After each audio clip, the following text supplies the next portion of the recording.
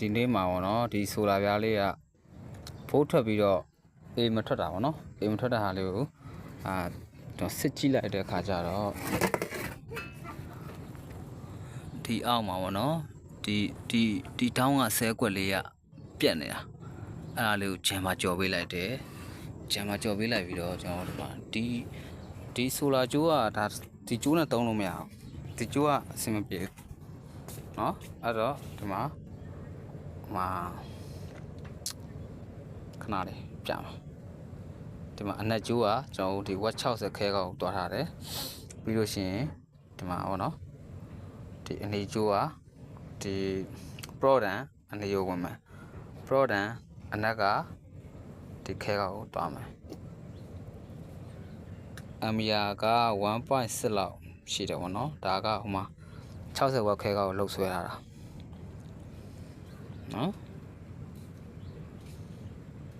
အဲ့တော့ဒီနားမှာနည်းနည်းရှုပ်နေတယ်နော်ကျွန်တော်ရှင်းရှင်းလင်းလင်းပြ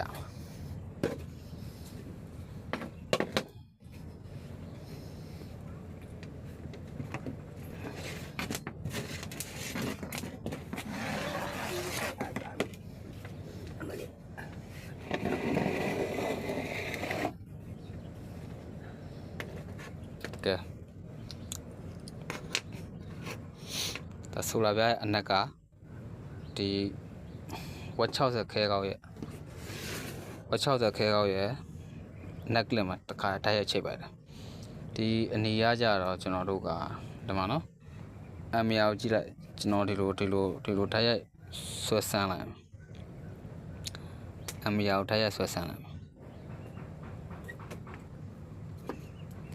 open circuit ဘုံမှာ open circuit မှာနော်ဒီမှာကြည့် 2.3 လောက်သွားတယ်နော်အကောင်ဝက်60ခဲကောင်းနဲ့ဆွဲဆန်းလိုက်မယ်ဝက်60ခဲကောင်းနဲ့ဆွဲဆန်းမယ်ဆိုတော့ကျွန်တော်ဒီမှာ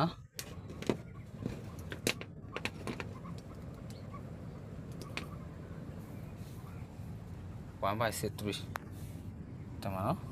ဒီဗီဒီယိုမှာဘာမှချိန်မထားအောင်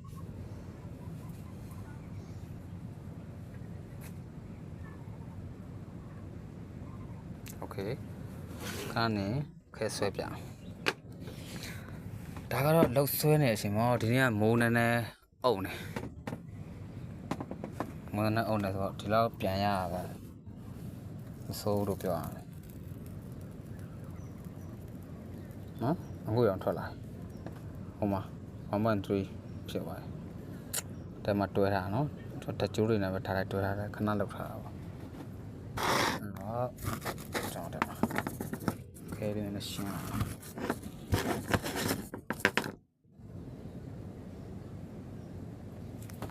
ကဲအဲ့တော့ခဲခွေလေးကိုတို့ပြမယ်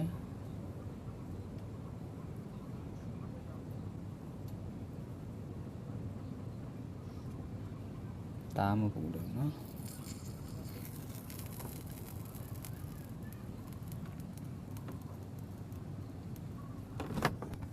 ဒါနေအပူချိန်နဲ့ပေါ့နော်နေအပူချိန်ကလည်းတက်ပြီးတော့မရှိတော့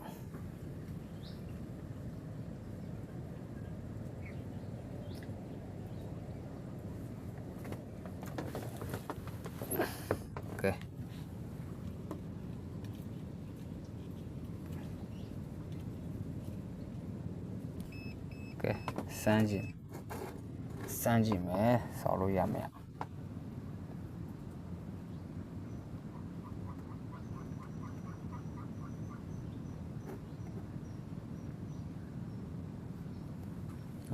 တရားကြည့်နော်